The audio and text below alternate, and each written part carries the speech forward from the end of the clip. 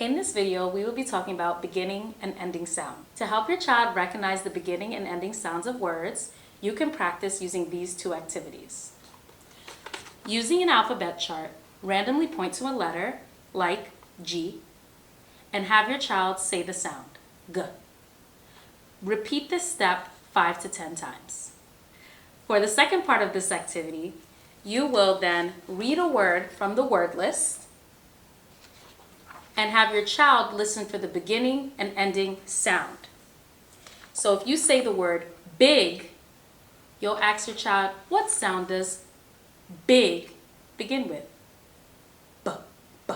You'll ask them, what letter makes the B sound? And then they will point to the letter B. The next word is zap. You'll ask your child, what sound does zap begin with? Z. You'll have your child look for the letter that makes the Z sound, Z. You can also do the same thing to help you find the ending sound of a word.